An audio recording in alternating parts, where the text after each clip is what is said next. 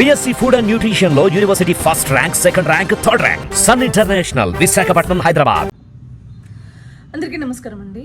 నిన్న assistant commissioner శాంతి గారు పెట్టిన ప్రెస్ మీట్ చూశాను. తర్వాత ఈరోజు విజయసాయి రెడ్డి గారు రొమ్ము విరుచుకుంటూ పాపం మీడియా ఛానల్ని ఏకిపారేస్తున్న ప్రెస్ మీట్ చూశాను. ఫస్ట్ ఆఫ్ ఆల్ ఒక మహిళగా పాపం ఆవిడ బాధ, నాకు కూడా చాలా బాధ అనిపించింది ఆవిడని చూసి. ఒక మహిళకి అలాంటి పరిస్థితి రాకూడదు, ఒక మహిళగా నేనైతే చెప్పగలను.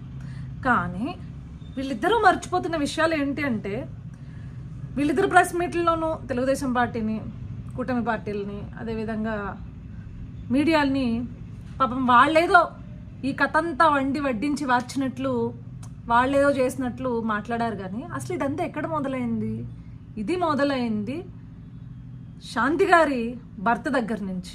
అంటే త్వరలో విడాకులు తీసుకోబోతున్నామని ఆవిడ చెప్తుంది, కానీ ప్రస్తుతానికి కదా ఆయన భర్తే కదా, ఆయన దగ్గర నుంచి మొదలైంది. ఆయన కంప్లైంట్ ఇవ్వబట్టే కదా వార్తా కథనాలు ఇన్ని రాయడం జరిగింది, లేదు అంటే వేరే పార్టీలు మాట్లాడడం జరిగింది. అసలు ఆ కంప్లైంట్లో ఆయన పేరు ఉండుండకపోయి ఉంటే, విజయసాయి రెడ్డి పేరు ఉండుండకపోయి ఉంటే ఆవిడని ఎవరు ప్రశ్నించేవాళ్ళు కాదు కదా. సో మీడియా పైన ఈ రకంగా పాపం ఆయన అంతా రొమ్ము విరుచుకుని పడుతుంటే, అసలు మీరు ఇద్దరు కూడా పెట్టిన ప్రెస్ మీట్లో ఎవరి గురించి మాట్లాడాలి? ముందు ఆ వ్యక్తి ఎందుకు పెట్టాడు, ఆ వ్యక్తి పరిస్థితి ఏంటి, దేని గురించి పెట్టాడు, ఆయన దగ్గర ఉన్న ఆధారాలు ఏంటి? మీ పైన ఆరోపణ చేశాడు కదా, సొంత మీ ఇంట్లో వాళ్ళే కదా, అతను మీ భర్తే కదా ఆరోపణ చేసింది. సో ఆరోపణ చేసినప్పుడు అతను ఎవరో సుభాష్ అంటున్నాడు, విజయసాయి రెడ్డి గారు అంటున్నారు. సో ఆరోపణ చేసినప్పుడు నిరూపణ చేసుకోవాల్సింది మీరే కదా, ఎందుకంటే ఇది బయటకు వచ్చే ఆరోపణలు అయినాయి కాబట్టి, అంటే ఒక కేసు ఫైల్ అయింది కాబట్టి నిరూపణ చేసుకోవాల్సింది ఎవరు? మీరే కదా. సో దాని గురించి మాట్లాడాలి కదా. సో మీరు నిజంగా సచ్చీలు అయి ఉండుంటే, స్వచ్ఛంగా ఉండుంటే మీరు ఏం చేయాలి? DNA టెస్ట్కి మేము రెడీ అని చెప్పేసి అనాలి. కానీ ఇద్దరు ఆ మాట మాట్లాడిన పరిస్థితి అయితే నాకు కనిపించలేదు. ఇంకొక విషయం మాట్లాడుకోవాలి మనం. ఆవిడేమంటోంది, నాకు ఫ్రీడమ్ ఆఫ్ స్పీచ్ లేదా, ఫ్రీడమ్ ఆఫ్ ఎక్స్ప్రెషన్ లేదా, సో ఏంటి ఇది అని చెప్పేసి ఆవిడ అడుగుతుంది. అమ్మ, you are a gazetted officer, నువ్వే చెప్తున్నావు అది.